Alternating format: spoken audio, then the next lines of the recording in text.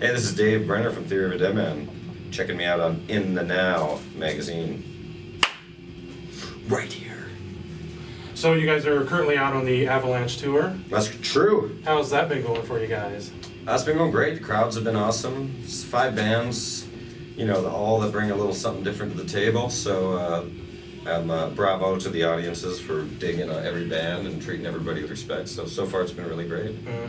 Has there been any cities so far that kind of sticks out in your mind as like the most receptive to the tour? I kind of forget because we'd spent like 10 days in Texas, and now I don't even remember where I've been before that. Texas erased my memory. Nice. No, a lot of the shows have been standing out. There's been a bunch of good ones. We expect the show tonight to be one of the better ones, actually, here in Wichita. I love the venue is awesome. It's going to look great, filled with people, so I think tonight's going to be a good one. And how much longer are you guys out on the Avalanche tour? I think I fly home on May 16th, but I think the tour ends like maybe the 10th or something like that, so it's only another 3 weeks or so. Wow.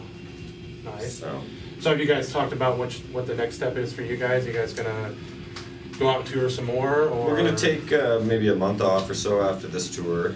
We got a new record already written and recorded. Nice. So it's ready for release probably July. Wow. So we'll take a month off and then we'll start supporting our new single, which will probably go to radio soon, with some shows and a big summer tour, probably August, September in the States. Nice. Working on building the package right now. Probably a little early to be talking to any bands because I don't want to jinx it, but there's some, if we get the bands that we're hoping, it's going to be a great tour.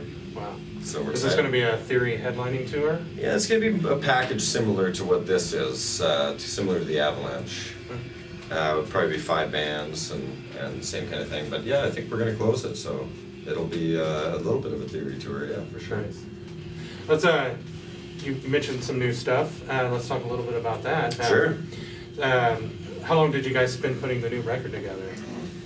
You know what, it was weird because we talked about it, we're taking our time, and January 1st rolled around, we celebrated New Year's, and it was like January 3rd, we're like, okay, down to business. And then it was all really fast. Like, we flew out to LA, we started jamming and writing, and we had 9 songs ready, so we went in the studio, recorded the 9 songs, and then we took like a week off and wrote 5 more songs, went back in and did those 5 songs. It really didn't take that long. I mean, maybe 2 months for the whole thing, writing and recording to happen. And wow. I mean, we already had a lot of the ideas. Tyler had a bunch of the vocal stuff, set, lyric stuff, songs ready. So, yeah, it moved pretty fast once we started rolling. So what can the Theory of a Deadman fans expect from the new record? Is there going to be any change musical style? Or? There's a little bit of, with us, we always like to mess around, fool around with some different instruments and stuff. So we got some horns on the new record, which we think is going to be cool. Couple tunes have horns, almost to a point of like a rockabilly feel, which is kind of neat. Tyler did a pretty cool rockabilly solo on one of the songs, so there's a little bit of different stuff. But I think for us, with Gasoline and Scars, you can see the similarity between those records. I think you'll see the same kind of thing with this record. I think we've kind of found our niche and where we belong, and so it's not huge leaps and bounds from Scars, but I really think that there's some great growth, and for us a little bit more experimentation, but more of the same, some humor, and just a lot of let's have some fun, play rock music kind of stuff. Now, do you have a personal favorite song off the new record? Yeah, it's changing a lot right now because we're just starting. We just finished hearing all the mixes recently, so you're still living with the songs, but I got a few favorites. There's a song called Hurricane that I'm really loving right now. A song called We Were Men that I really love. The song that I think is going to be our first single is called Low Life. We're all really excited about that song too. It's one of those songs that's got a bit of humor involved, and it's a good rocker. We'll play that tonight. Cool. On that subject of playing new songs, is that the only new song you guys are doing? We'll play 2. We got a song called Bitch Came Back that we're going to play as well. Nice title. That's another pretty funny tune. So we'll play those 2 songs tonight.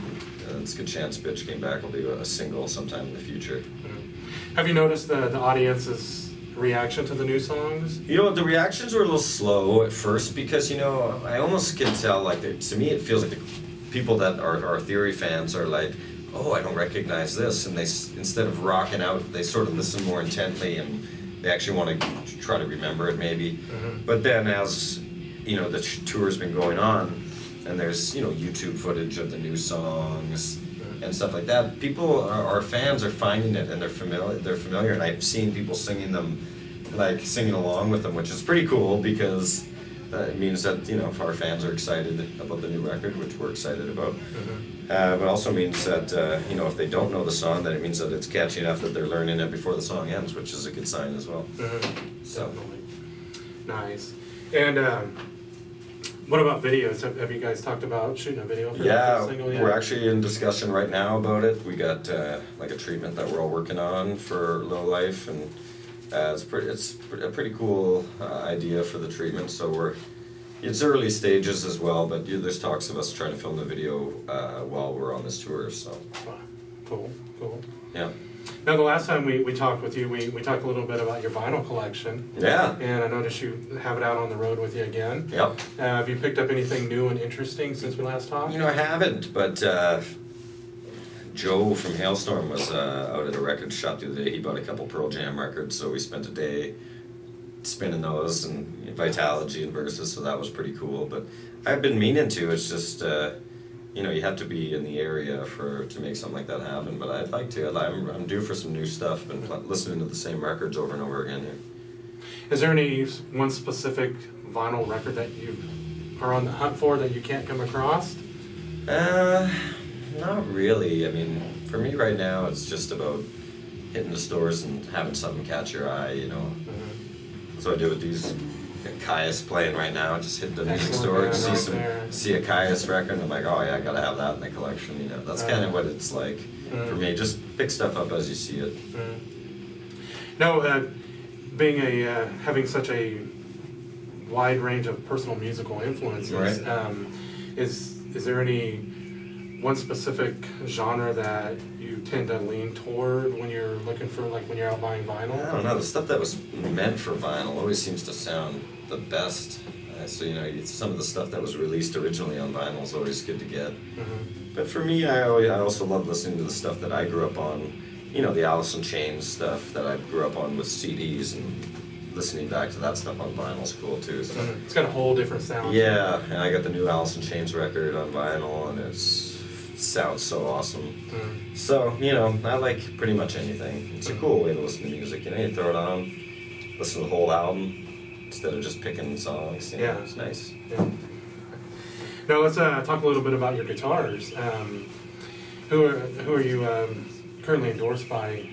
Rockin' Gibson still. Okay. Haven't really gotten anything new recently, but I'm in the hunt. I might buy a couple more Les Pauls. So I was looking into that option, and so we'll see. I mean, I'm thinking about bringing some of my old guitars back out on the road. I got a PRS guitar that I'd really like to bring out on the road, and it's got a piezo acoustic pickup in it, which I think could come in handy for a couple songs on the next tour maybe. So we'll see. Mm-hmm. Depends how many songs we got to play too, because that tells me how many guitars I need. Mm-hmm. Nice. Now, since we last talked to you, we had the passing of one of the greats in guitar history with Les Paul passing. That's right.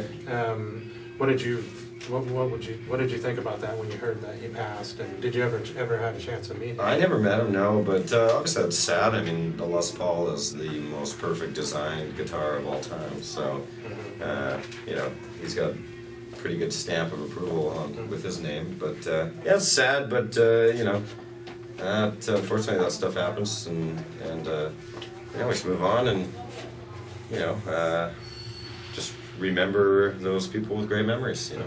And of course, he's got a great legacy that will keep his name forever imprinted in history. So Definitely will, definitely.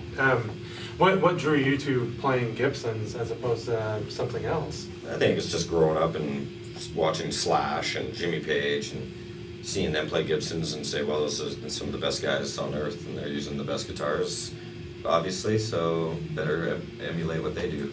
I think that's kind of how it starts, but then for me it's, you know, you play them and then you're like, holy shit, man, this sounds amazing. And then that's all you want. You know, what I really like about Gibsons as opposed to a lot of other companies is like each guitar has its own unique personality. Whereas, you know, like you'll get with a lot of guitar brands, you know, they're sort of cookie cutter made, but they all sound the same, which is good. On the road you want consistency, but at the same time, as a guitar player, you want personality. You know, you want to have a guitar that's unique and doesn't sound like anybody else's Les Paul or whatever, and you know, you like that. So with Gibsons it's cool because you can literally order a Gibson off the website and it'll show up, and you know, without having tried it, it'll tell you where it belongs and what kind of tone it has and what song it wants to be played for. So I like that about Gibsons, man. You know, like I pick up a guitar and play it, and so it tells me where it belongs, you know, what song it suits, which I like. Over the last few years, there's been all these social networking sites popping up all over the place. How do you think those have affected Theory of a Deadman? I think it's become an important part of the industry, one that I haven't fully embraced, but one that I know is really important, I think, to bands, especially nowadays. You know, with Twitter, Facebook, it really puts you in touch with your fans, like really like face to face. Which is a lot different than it used to be, where, you know, these band members used to be really these mysterious things that were, you know, you could see them but never have access to them. But now it's changed. I mean, now, you know, if you want to keep people interested in your band, you have to actively be working for their attention, really. So that's what these sites allow you to do. That being said, I've never, ever tweeted. I don't even understand it. Yeah. I leave that to Tyler. He does the tweeting for Theory of a Deadman. I do not have a Facebook account because I just hate it. And I believe it's the downward spiral of the universe is how lazy everyone's getting these days. Like, there's no more, you know, like when do you even get a phone call anymore? It's like you get a text. Hell, if you don't show up at the party because you didn't get the Facebook invite, well, then that's just, you know, it's your own fault for not having Facebook. You know, how many parties have I missed because I don't have Facebook? So, you know, I'm a grumpy man in the way that I just feel like, you know, I still like calling my friends, and I still like dropping by. You know, what happened to the old drop by? That never happens anymore. Yeah. So you know, some of this technological stuff I haven't fully embraced, but I'm aware that it needs to be embraced. But you know, I'm thankfully got other guys in the band that have been taking care of that stuff. Nice. Any last comments you want to toss in? I think we covered about everything. Yeah, I think what I like to just say is, you know, from the guys at Theory, we're super happy to be back on the road and excited about a fourth record, and looking forward to seeing all our friends and fans and family out on the road. So thanks for your patience, Theory fans. We're back with another great record and excited to be hanging out with you guys. Cool. Nice. Well, that covered just about everything.